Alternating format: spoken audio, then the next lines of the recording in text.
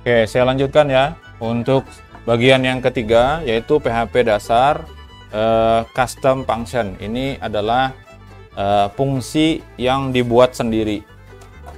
Jadi ada built-in function, itu tadi bawaan dari PHP-nya sudah. Nah, sekarang kita bisa bikin sendiri fungsi itu ya. Dan ini banyak nanti digunakan dalam proses pemrograman karena nanti akan mempermudah ya. Kenapa kita menggunakan custom function? Karena kita menyesuaikan dengan kebutuhan dari aplikasi kita. Yang pastinya adalah tidak boleh menggunakan yang namanya reserved word tadi. Jadi kata-kata yang sudah digunakan oleh PHP itu tidak boleh kita pakai lagi. Karena pasti akan terjadi error ya. Kemudian nanti isinya dari function custom ini bisa berupa gabungan dengan built-in function. Built-in functionnya itu ada masuk di fungsi yang kita buat, itu boleh, bisa ya. Tapi tidak bisa sebaliknya, fungsi buatan kita masuk ke built-in function itu nggak bisa. Karena dari sana sudah baku. Kemudian bisa nanti ada return value-nya atau ada nilai balik, bisa juga tidak. Tadi belum dicontohkan untuk return value ya. Nanti di sini dicontohkan. Biasanya untuk built-in function itu semuanya selalu ada return value-nya. Nah, yang penting itu adalah kalau kita membuat sendiri function-nya, maka kita harus tentukan apakah nanti ada nilai balik atau tidak. Nah, format dari fungsi itu sendiri adalah seperti ini. Diawali dengan kata-kata function seperti ini. Kemudian diikuti dengan nama fungsinya apa, kita kasih nama, langsung dengan tanda kurungnya. Kalau nanti ada parameter di dalamnya, dimasukkan parameter, ada berapa, masing-masing dipisahi dengan tanda koma parameternya itu. Kemudian ada kurung kurawal buka dan kurung kurawal tutup. Nah, kode dari fungsi kita itu berada di tengah-tengah itu, di antaranya. Di antara istilahnya itu adalah begin dan end, antara kurung kurawal buka dan kurung kurawal tutup. Nah, supaya bisa dijalankan, maka fungsinya itu harus dipanggil. Nah, cara manggilnya gimana? Perhatikan dulu bedanya ya. Ini adalah definisi dari fungsi. Seperti ini. Ada kurung kurawal buka dan tutupnya. Ada function di depannya. Sedangkan cara manggil itu langsung menyebutkan nama functionnya saja apa. Nggak pakai function di depannya. Langsung namanya kurung kurawal buka, kurung kurawal tutup, titik koma. Itu kalau dia habis sampai di situ perintahnya. Parameternya, kalau memang ada parameternya, masukkan parameternya. Kalau enggak, kosong. Langsung tanda kurung aja. Ya. Nah, kalau nanti menggunakan nilai balik atau return value, nanti harus ditambahkan di akhir fungsinya ada perintah return-nya. Nanti di contoh itu ada ya. Nah, parameter itu tidak tergantung kepada namanya. Misalnya nih, ini ada parameter 1, parameter 2. Ini pemanggilan. Sedangkan di fungsinya sendiri, bukan seperti itu. Misalnya di sini ada parameter 2. Di sini dibalik misalnya ya. Di sini parameternya 2, di sini baru 1. Maka dia proses pengirimannya itu menyesuaikannya adalah menyesuaikan urutan. Bukan menyesuaikan namanya. Jadi yang disebutkan pertama di sini apa? Parameter 1. Dia nanti akan dikirim ke parameter yang pertama disebutkan di sini, yaitu parameter 2. Seperti itu. Jadi kalau dia ada 3 segmen, di situ ada 3 parameter. Pokoknya yang pertama masuk ke yang pertama, kedua masuk ke yang kedua, ketiga masuk ke yang ketiga. Dia tidak akan tertukar. Walaupun namanya kita balik-balik, dia akan tetap 1 ke 1, 2 ke 2, 3 ke 3. Urutan. Bukan berdasarkan nama. Nah, seperti itu ya. Jadi sekali lagi ini penting ya. Tidak tergantung nama, tetapi posisi atau urutan letaknya. Kalau dia di yang pertama, maka di situ akan masuk ke bagian yang pertama juga. Yang kedua masuk kedua, yang ketiga masuk yang ketiga, seperti itu. Kemudian fungsi itu bisa memanggil fungsi lain. Tadi yang disebutkan bisa ada built-in function di dalam custom function. Misalnya memanggil fungsi date dalam fungsi yang kita buat sendiri itu boleh. Ya, penulisan nama fungsi ini disarankan huruf kecil semua kecuali huruf pertama dari kata, kedua, dan seterusnya. Jadi misalnya kayak gini. Bentuknya adalah camel case ya. Misalnya seperti ini. Baca, itu baca B-nya huruf kecil. Semuanya huruf kecil, kecuali huruf pertama dari kata kedua dan seterusnya. Kata ketiga itu awalnya jadi besar. Ya. Itu untuk membedakan antara function dengan variabel. Kalau variabel kemarin disarankan menggunakan tanda underscores, ya. Nah, contoh custom function ya. Di sini ada sebuah function baris 7 sampai baris dengan 9. Ada function namanya pesan. Ini nggak ada parameternya.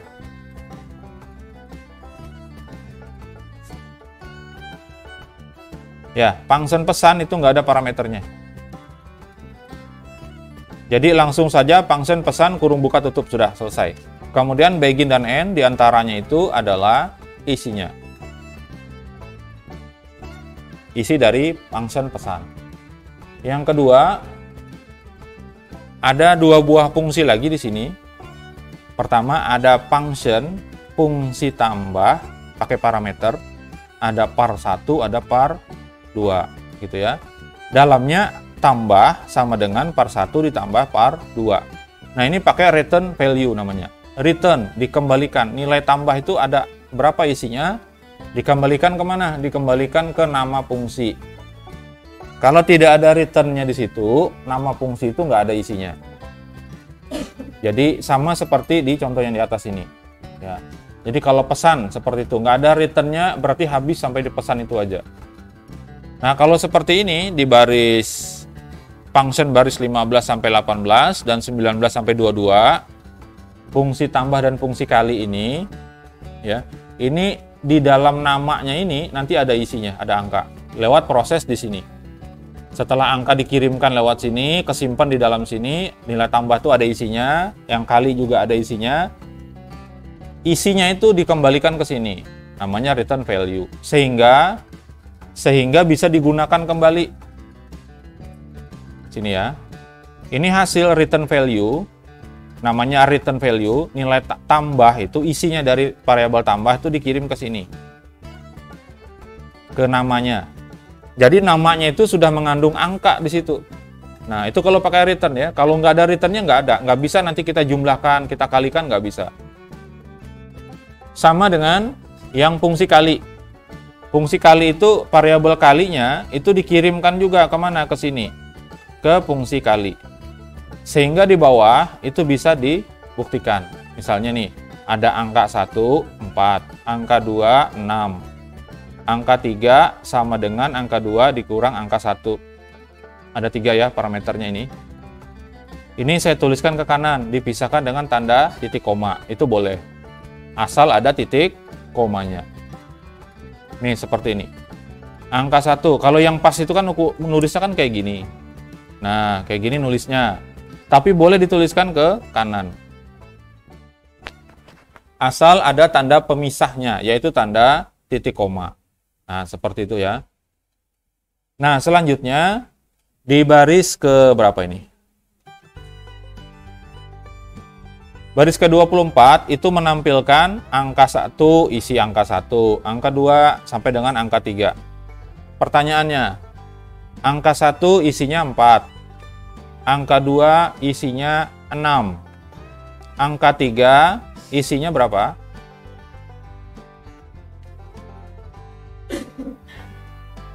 Angka 3 isinya berapa?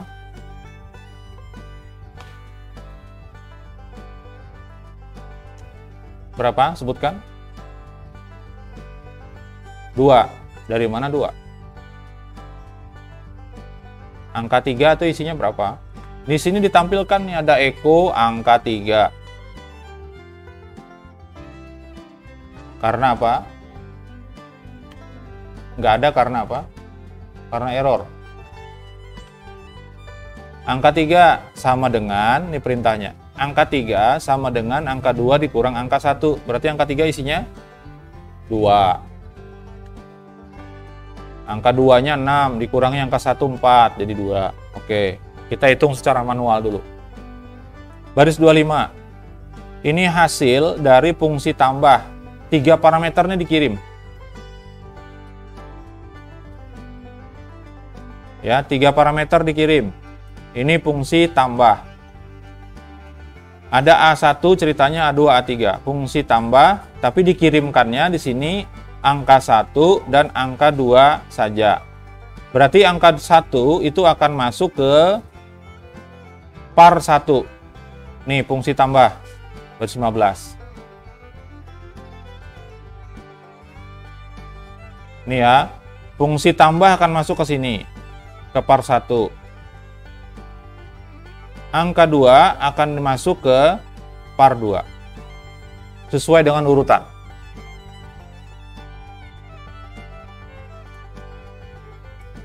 Hasilnya nanti adalah 10. Angka 1 tambah angka 2, 10 hasilnya di sini. Karena tambah itu par 1 isinya 4.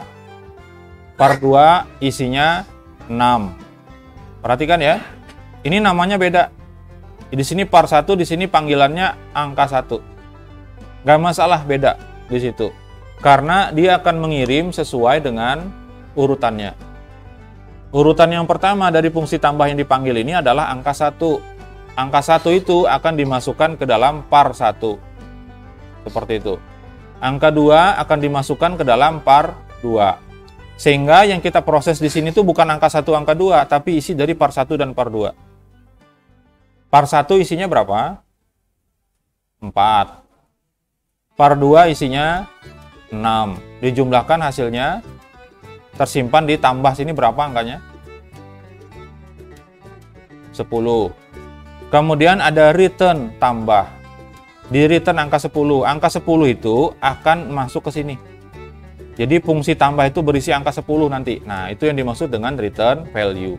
Angka 10 itu nanti bisa kita operasikan lagi. Kalau ada returnnya tadi. Kalau nggak ada returnnya nggak bisa. Nah, itu gunanya return ya. Sekarang yang kedua, ada fungsi kali. Dimasukkan 3 nih parameternya. Ada angka 1, angka 2, angka 3. Angka 1 dikali akan masuk ke par 1. Nih, angka 2 masuk ke par 2. Angka 3 masuk ke par 3. Pertanyaannya, par 1 isinya berapa? 4. Par 2 isinya 6. Par 3 isinya 2. Lalu 4 dikali 6 dikali 2. Hasilnya 48 itu tersimpan di variabel kali. Lalu di return hasilnya, dikembalikan. Berarti 48 akan ada di dalam fungsi kali.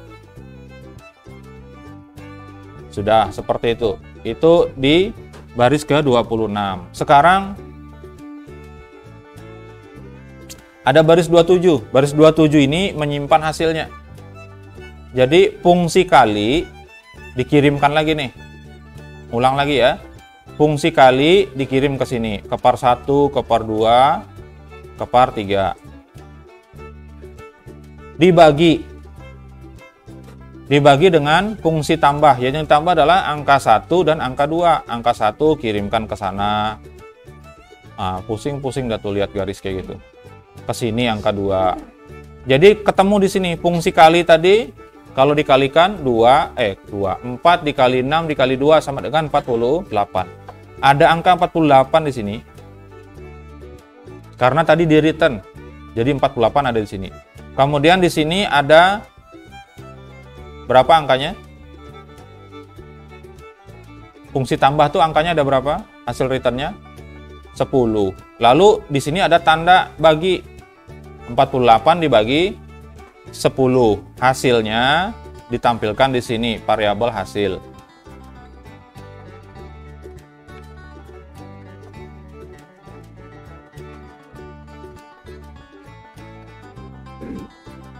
Hasilnya adalah 4,8. Pertanyaannya tampilnya sampai ke situ enggak? Enggak. Error yang pertama, apa pesannya? Baris berapa? Baris berapa? Enggak, sebutin dulu yang benar. Baris? Di tampilan itu baris berapa errornya?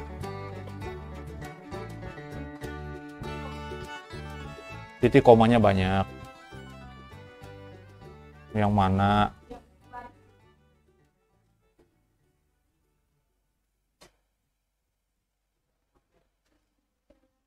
Ini kode yang saya kasih ya.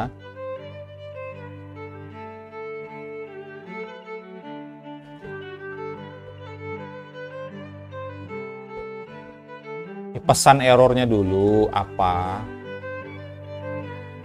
Pesan errornya apa? Apa? Unexpected return. Ya. Yang pertama error itu adalah di pesannya itu errornya di baris 21. Ya enggak? Baris 21 ya. Baris 21 kemarin sudah saya kasih tahu, lihat baris 21 sudah benar nggak? Benar. Kalau sudah benar, lihat di atasnya, baris 20. Ya, itu yang pertama ya. Baris 20 itu ketinggalan titik koma. 1. Error yang kedua, baris 24. Katanya di situ baris 24. Baris 24 dicek, benar nggak? Salahnya baris 23. Ada apa? Kurang titik koma. Makanya sudah saya bilang kemarin ya. Nyari jodoh tuh programmer, ya kan? Apa kemarin kalimatnya? Oh, bukan karena teliti. Titik koma aja diperhatiin apalagi kamu. 24.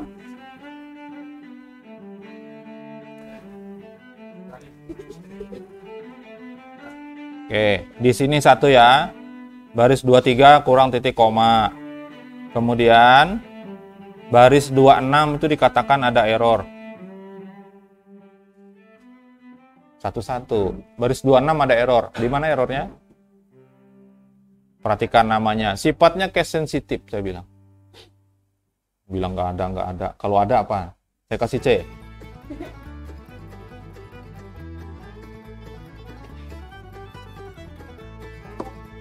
Baris 25 itu ada error. Mana? Nggak ketemu. Aman titik koma, aman. Ini bukan titik koma nih.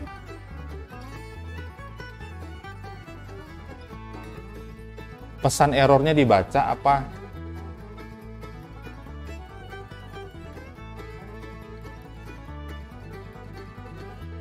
Pesan errornya apa yang dibaca? Fatal error atau apa? 4 ini salahnya. Mau saya yang kasih kode kok. Nah. Kamu nggak? Baris berapa? Baris 25 itu ada error, baris 27 ada error. Oh. Mana?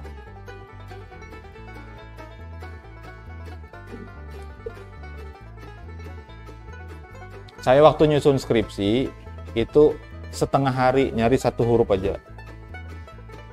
Nyusun skripsi, nggak bisa jalan, kenapa ya?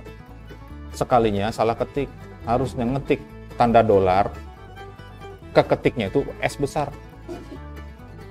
Itu setengah hari nyarinya. Ini sama nih kasusnya, kalian bilang nggak ada, saya bilang ada, orang saya ngasih kodenya. Baris 25 sama baris 27. Ada 4 nih yang saya bikin error. 25 ketemu nggak?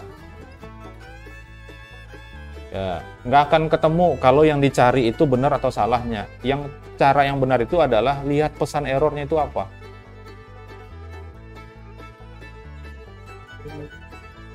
Apa pesan errornya?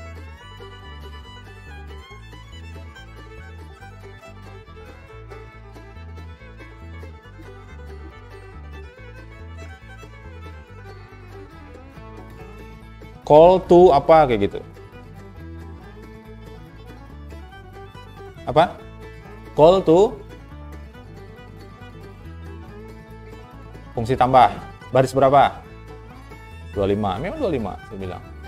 Call to undefined function, fungsi tambah. Call to undefined katanya memanggil undefined yang tidak terdefinisi, function yang tidak terdefinisi, yaitu fungsi tambah. Pertanyaan saya, fungsi tambahnya itu ada nggak? Kan manggil fungsi tambah tuh, baris 25 itu. Fungsi tambah itu ada nggak di atas? Ada kan? Ada. Lihat tulisannya sama nggak? Sudah dibilangin dari tadi. Kalian ini. Sudah ngotot salah lagi. Huruf T-nya kecil. Sudah.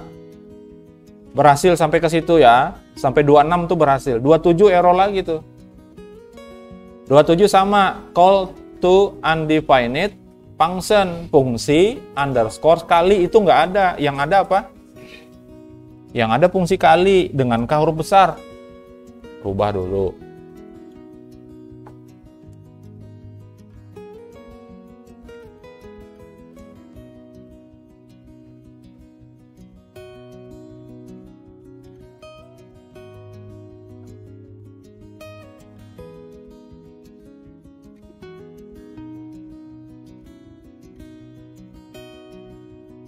Sudah beres? Beres ya? Baris 27 yang salah apanya? Ada dua karakter yang salah di situ. Tanda apa? Tanda bawah. Oke, garis bawah underscores. Terus apa lagi? K-nya di situ kecil, harusnya pakai K besar. Di sini pakai tanda fungsi kali K-nya besar. Di sini T-nya besar. Ya, yang dia gunakan itu adalah yang didefinisikan pertama di atas.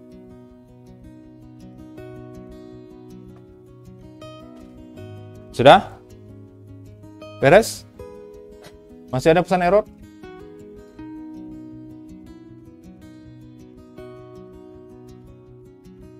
Seperti itu, untuk pesan yang pertama, itu fungsi pesan, langsung dipanggil aja, pesan, kayak gitu ya.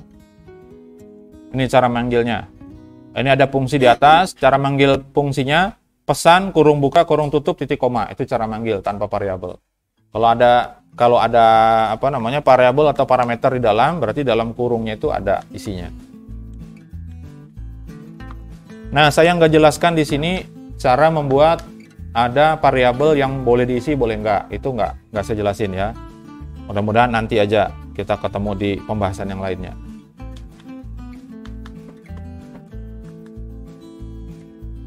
Sudah dapat ya? Beres semuanya?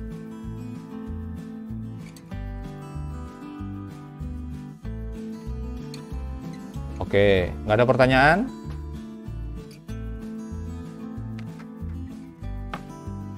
Masuk ke bagian yang keempat. Ya, pengenalan adminer. Saya sudah minta untuk di-download ya.